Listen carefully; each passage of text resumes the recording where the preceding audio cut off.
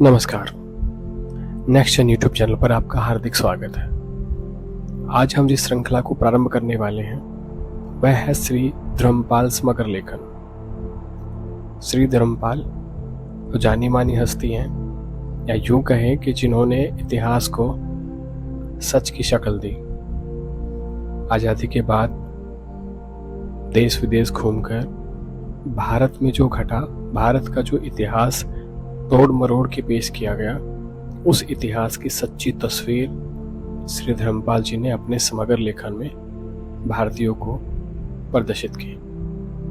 आज हम जिस पुस्तक को प्रारंभ करने वाले हैं उसका नाम है भारत की लूट एवं बदनामी, और इसके लेखक है श्री धर्मपाल जी। तो चलिए शुरू करते हैं आज के विषय को। अध्याय 1, भारत के ईसाईकरण पर ब्रिटिश चर्चा। सन 1813।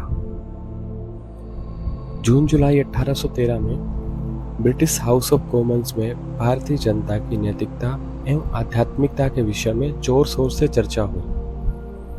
कहा जा सकता है कि ब्रिटिश भारत सम्मेलन में 200 वर्षों में भारत में ब्रिटिश हित के महत्वपूर्ण मुद्दों पर यह चर्चा हुई थी। ब्रिटिश संसद के कुछ थोड़े से सदस्यों के कुछ भिन्न दृष्टिकोण को छोड़ शेष चर्चा के फलस्वरूप जो चित्र उभर कर सामने आया वह यह था कि भारत की जनता अपने धार्मिक अंधविश्वासों में आपदा मस्तक डूबी हुई है। नैतिक एवं सामाजिक विपन्नता की दृष्टि से इसका अवमूल्यन हो चुका है। साथ ही यह भी कहा गया कि उनके दिमाग पूर्णतः असभ्य है। नैतिक दृष्टि से उनकी कोई सोच ही नहीं है। वे इस हद तक कंजूस हैं कि सामान्यतः वे हृदयहीन हैं। वे अकर्मण्य हैं, पूर्णतः भोगविलासी हैं। इसके साथ ही वे निर्दयी एवं कायर तथा अक्खड़ व दीनहीन हैं, तथा वे धर्म भाव शून्य एवं अंधविश्वासी हैं। उनमें असभ्य जीवन के समस्त दुर्गुण मौजूद हैं। इतना ही नहीं, वो किसी भी गुण के रहित हैं। इस प्रकार यह चर्चा भारत के ईसाईकरण विषयक होने के बजाय भारत के लोगों के अंधकाराच्छन्न जीवन की तीव्र आलोचना पे होती थी। इस चर्चा में शब्दों का खेल खेलने वाला मुख्य खिलाड़ी विलियम विल्बरफोर्स था, जिसके बाद में विक्टोरियन युग का राष्ट्रपति भी उसे कहा गया है। वह इस चर्चा में विश्व के संबंध में, विशेषतः गैर ईसाई विश्व के संबंध में ब्रिटिश लोगों की आम सहमति तथा विश्व में पुलिस की भूमिका अदा करने के संबंध में मुख्य रूप देने वाला व्यक्ति माना गया है। भारत के लोगों की उत्कृष्ट नैतिकता एवं ईमानदारी की भावना के दावे का खंडन करने के लिए वह इस छाप को मिटाने के लिए प्रस्तुत नहीं हुआ, अपितु उसने Robert Orme, Holwell, Luke Scrafton, Robert Clive, Verelst, John Shore, John Macpherson, Lord Cornwallis, James मैकथॉस, ब्रिटिश भारतीय न्यायालयों के न्यायाधीश, साथ ही फर्नियर एवं हैमरलैंड के आधिकारिक विचारों का भी निरूपण किया।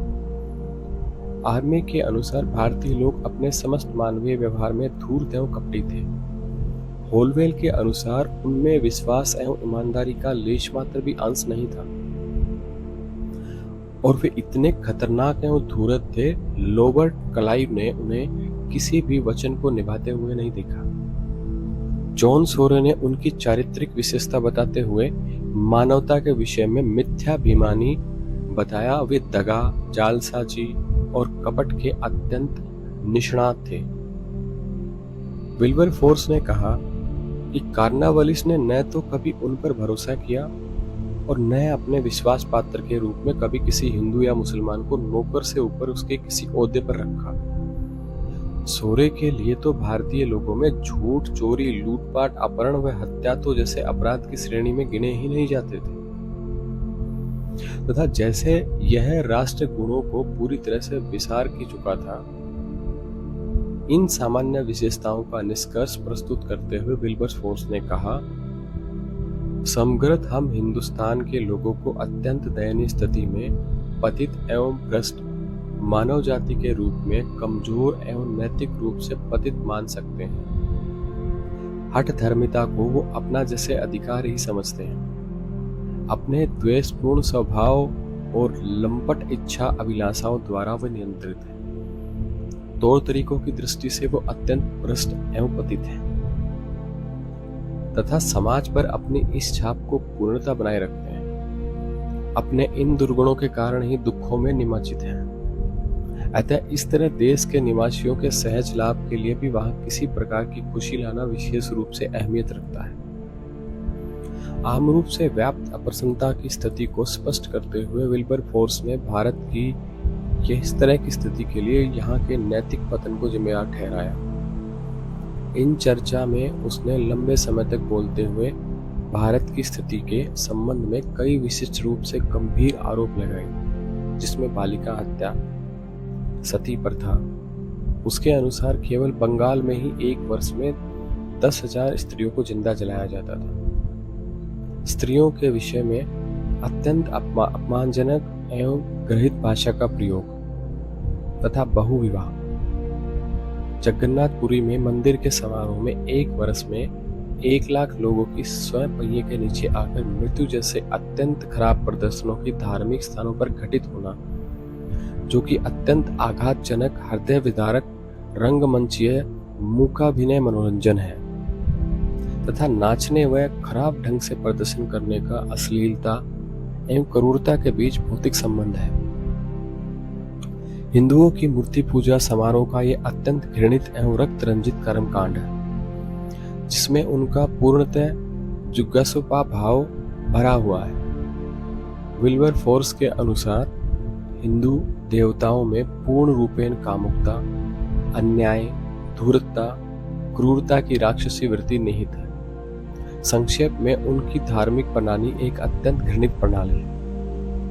यहाँ यह उल्लेख करना आवश्यक है कि भारत में सती प्रथा की अनुवर्ती सर्वेक्षणों से पता चला है कि प्रतिवर्ष लगभग 500 से 800 विधवाओं को जिंदा जलाया जाता है। सन 1820 के आसपास पुरी के प्रशासक ब्रिटिश कर्मचारियों के अनुसार पुरी में विगत 10 या उससे भी अधिक वर्षों में पहिए के नीचे कुछ स्वयं कुचलकर किसी भी व्यक्ति की मृत्यु होने की सूचना प्राप्त नहीं हुई। ब्रिटिश हाउस ऑफ कॉमर्स में कई सदस्य श्री विल्बरफोर्स की बातों से पूर्ण रूप से असहमत थे। भारत में 20 वर्षों से कार्यरत एक ब्रिटिश अधिकारी सर हेनरी मॉन्टगेमरो ने कहा, दक्षिण भारत के जिस भाग में उन्होंने सेवा की तुलना लंदन में 150 से 200 गुना अधिक संख्या में अपराध होते हैं। उसने अनुभव किया कि उनके हाउस ऑफ कॉमन्स के सहयोगी सदस्यों के लिए अत्यंत अच्छी बात होगी कि लंदन की गलियों में रोज रात्रि में बड़ी संख्या में देह व्यवसाय में लिप्त महिलाओं को देखें, उनके चरित्र को सुधारें। श्री पी मरे ने इस वाद विवाद में प्रतिभागिता करते हुए कहा, भारत के आदिवासियों की तुलना में अधिक पवित्र, अनुशासित और पुण्यवान लोग दुनिया में अन्यत्र कहीं नहीं मिलेंगे। श्री लुसिंगटन ने कहा, और ऐसा जोर देकर कहा कि भारत में साहित्य नैतिक पतन से युक्त है, लेकिन उन्होंने इस प्रकार का साहित्य वहां कभी नहीं देखा तथा इसके बिल्कुल विपरीत इस देश की जो भी पुस्तकें उन्होंने पढ़ी है, नैतिकता के संस्कार सर्वत्र भरे हुए हैं। उनके आमोद प्रमोद विषय ग्रंथों में प्राय नैतिकता को कभी भी दरकिनार नहीं किया जाता। लुशिंगटन का विश्वास था कि हिंदुओं के खिलाफ परस्पर दाम्पत्य युति को उसको दोष बढ़ा गया है। उसके संबंध में यथार्थ स्थिति यह है कि उनकी महिलाओं का चरित्र नैतिक स्तर पर हमारे यहाँ की महिलाओं से किसी भी हालत में कम नहीं है, बल्कि महिलाओं में चारित्रिक गुणों की दृष्टि से हमारी अपेक्षा सामान्यतः बहुत अच्छा और अधिक उच्च स्तर का है। लुशिंगटन का विश्वास था कि चोरी और हत्याएं भारत में सामान्य रूप से नहीं होती। यदि कुछ दुर्गुण उनमें है भी तो वे सरकार की देन है, उनका धर्म से कोई संबंध नहीं है। अब उन्होंने आगे कहा कि यदि हमें ऐसी ही स्थिति का सामना करना पड़ेगा तो मुझे संदेह है कि हम उनसे अच्छा निष्पादन नहीं कर पाएंगे। अब फोर्ब्स एवं अन्य कई सदस्यों ने अनुभव किया कि भारत में ईसाईयत का प्रचार करने से अत्यधिक भयावह स्थिति निर्माण हो जाएगी, क्योंकि भारत के लोग अपने धर्म और रीति रिवाजों के हस्तक्षेप के रूप में इसे सीरियस लेंगे। सर टी सट्टोन ने अनुभव किया कि इससे भारत के लोग उत्तेजित होंगे और उनकी भावनाओं में तूफान आएगा, जिससे आतंकपूर्ण स्थिति पैदा होगी। उनका विचार था कि यदि अधिक प्रकट और खुलेआम ईसाईयत के प्रचार प्रसार के विषय में विचार व्यक्त करने के लिए प्रयत्न किए गए तो भारत के देसी लोग कहेंगे कि आपने हमसे हमारा क्षेत्र हथिया लिया, आपने हमारा राजस्व जब्त कर लिया, हमारे देश को हमसे छीन कर भी चैन नहीं मिला और अब आप हमारे धर्म से भी हमें वंचित करने पर तुले हैं। लेकिन आप हमसे हमारा धर्म किसी भी हालत में नहीं छीन सकते और हमें विधर्मी नहीं बना सकते। मार्श भी श्री विल्बर फोर्स की भांति बहुत देर तक बोले, भारत में ईसाईयत का प्रचार करने संबंधित अनुच्छेद का विरोध किया। उन्हें लगा कि भारत में ब्रिटिश शासन के स्थायित्व या अनुरक्षण की अभी भी बहुत आवश्यकता है कि एक दृढ़ प्रतिज्ञ घोषणा की जाए कि राजनीतिक प्रणाली चाहे कैसी भी हो, देसी लोगों के धर्म पर आक्रमण नहीं होगा। उन्होंने आगे कहा कि न कोई तर्क और न कोई इतिहास हमें अनुमति देता है कि हम किसी के पुरातन धर्म को नए धर्म में जबरन परिवर्तन कर दें। उन्होंने विचार व्यक्त किए कि भारतीय रीति रिवाज एवं धर्म भारत में साम्राज्य का मुख्य आधार रहा है। मॉर्स ने कहा कि डियोडियो के धर्म को द्वीप से प्राचीन रोमन लोगों ने इसलिए उखाड़ दिया था क्योंकि उनका श्रद्धा, विश्वास और आस्थाएं अत्यंत उद्यत और जिद्दी प्रवृत्ति की थी। वे विजेता के शासन में परास्त होने पर भी उनकी पराधीनता स्वीकार करने को तैयार नहीं थे। लेकिन उन्होंने तर्क प्रस्तुत किए कि डियोड्रो के अंधविश्वास अपने विजेता के नागरिक एवं सैन्य शासन में आने के प्रतिकार स्वरूप थे, जबकि हिंदू सहनशील हैं और ब्रिटिश शासन के प्रति अप्रतिकारी रहे हैं। विल्बर फोर्स भारत में ईसाई धर्म के प्रचार प्रसार को सर्वसम्मति से पारित कराने हेतु स्पष्ट रूप से तर्क देकर अपनी बात को सिद्ध नहीं कर पाए।